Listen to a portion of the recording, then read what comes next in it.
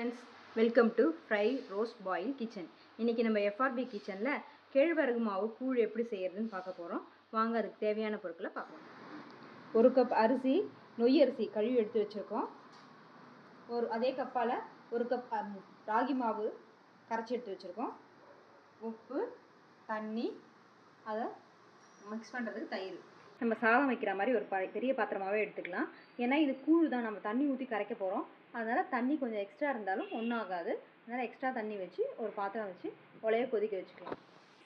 இந்த உலை நல்லா கொதிச்சிருச்சு. இப்போ நம்ம கூழுக்கு தேவையான அந்த அரிசியை போட்டுடலாம். உங்கள் வீட்டில் எத்தனை பேர் இருக்கீங்களோ அதுக்கேற்ற மாதிரி போட்டுக்குங்க. இப்போ இந்த சாதம் வெந்துருச்சான்னு பார்க்க போகிறோம். நொய் அரிசி தான் இது, அதனால் சீக்கிரமாகவே வெந்துடும். உங்களுக்கு கொஞ்சம் நேரம் ஊற போட்டிங்கன்னா இன்னும் நல்லா வெந்துடும். சாதம் வெந்துருச்சு. இப்போ இதில் கேழ்வரகு மாவை ஆட் பண்ண போகிறோம். இதை நல்லா தண்ணி ஊற்றி இந்த மாதிரி மிக்ஸ் பண்ணி வச்சுக்கோங்க. அப்போ உங்களுக்கு மாவு அரிசியோடு மிக்ஸ் ஆகும்போதே உங்களுக்கு டக்குன்னு வெந்துடும். ஸ்டவ்வை ஸ்ட்ரீமில் வச்சுக்கோங்க. அப்போ உங்களுக்கு பொங்கி வராது. ஆட் பண்ணிடலாம். ஒரு கட்டையில் கரண்டி வச்சுக்கோங்க. அப்போ உங்களுக்கு ஈஸியாக இருக்கும்.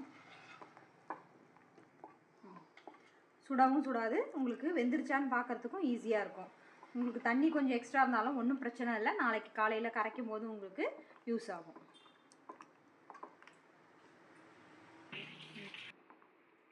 இதை நல்லா மிக்ஸ் பண்ணி விடுங்க. சாதத்தில் இருக்கிற சூட்லேயே ஒரு 5 மினிட்ஸ்லேயே இந்த ராகி மாவு வெந்துடும். இப்போ இதை நல்லா கொதிச்சுட்டே இருக்கும். சிம்மில் வச்சுக்கோங்க. ஒரு 5 to 10 மினிட்ஸ் நீங்கள் இதை நல்லா கலக்கி விட்டிங்கன்னா அரிசியில் இருக்கிற சூட்லேயே நல்லா வெந்துடும். இப்போ இது வெந்துருச்சான்னு காட்டுறேன் பாருங்கள். இப்போ இப்படி இந்த மாதிரி எடுத்துக்கிட்டு பக்கத்தில் பச்சை தண்ணி வச்சுக்கோங்க. அந்த தண்ணியில் கையை நனைச்சிட்டு இப்படி தொட்டிங்கன்னா நம்ம கையில் ஒட்டக்கூடாது. பாருங்கள், எதுவுமே ஒட்டலை. ஸோ இது வெந்துருச்சு. ஆஃப் பண்ணிடலாம். நம்ம கூழ் ரெடி. நம்ம செஞ்சு வச்ச கூழ் ரெடி ஆகிடுச்சு. நல்லா ஆறி இருக்குது. இப்போ இது மேலே ஒரு லேயர் மாதிரி இருக்கும், அது கொஞ்சம் ட்ரையாக இருக்கும். அதை மட்டும் எடுத்து வச்சுருங்க.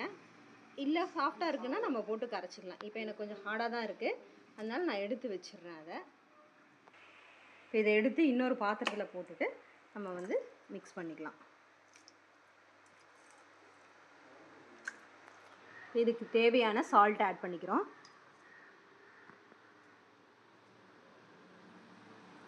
தண்ணி ஊற்றி நல்லா கரைக்க போகிறதுனால நமக்கு நிறைய உப்பு தேவைப்படும், போட்டுக்கலாம். இப்போ இதில் தண்ணியை ஊற்றி இதை கட்டிலாம் இல்லாமல் கரைச்சிக்கோங்க. மோஸ்ட்லி நிறைய கட்டிலாம் இருக்காது. நம்ம மாவு கரைக்கும் போதே நல்லா கரைச்சி ஊற்றுறதுனால ஈஸியாக இருக்கும். இப்போ பார்த்திங்கன்னா இதை நல்லா கரைச்சாச்சு. இதில் நமக்கு தேவையான தயிர் கொஞ்சம் ஆட் பண்ணிக்கோங்க. ரொம்ப டேஸ்ட்டாக இருக்கும். தயிர் ஆட் பண்ணிவிட்டு அதையும் நல்லா மிக்ஸ் பண்ணி விட்டுருங்க. இதை நல்லா கரைச்சாச்சு. தயிரை போட்டு மிக்ஸ் பண்ணியாச்சு. உப்பு உங்களுக்கு தேவையான அளவு செக் பண்ணிக்கோங்க. இப்போ இதை நம்ம ப்ரெசன்ட் பண்ணிடலாம். இப்போ நம்ம சுவையான கேழ்வரகு மாவு கூழ் ரெடி. இதுக்கு சைட் டிஷ்ஷாக நம்ம நெத்திலி வச்சுருக்கோம், மோர் மிளகா வச்சுருக்கோம், வெங்காயம், அப்புறம் கிச்சிலி ஊறுகாய் வச்சுருக்கோம், சுண்டைக்காய், அப்புறம் கொத்தவரங்காய் வத்தல் வச்சுருக்கோம். இன்னும் அப்பளம், வத்தல் எது வேணால் வச்சுக்கலாம். உங்களுக்கு எது பிடிக்குதோ அதோட வச்சு சாப்பிட்லாம். நீங்களும் ட்ரை பண்ணி பாருங்கள். எப்படி இருக்குதுன்னு கமெண்ட்டில் சொல்லுங்கள். வீடியோ பிடிச்சிருந்தால் லைக் பண்ணுங்கள், ஷேர் பண்ணுங்கள். மறக்காமல் நம்ம சேனலை சப்ஸ்கிரைப் பண்ணுங்கள். அப்படியே அந்த பெல் ஐக்கானையும் தட்டி விட்டுருங்க. தேங்க்யூ.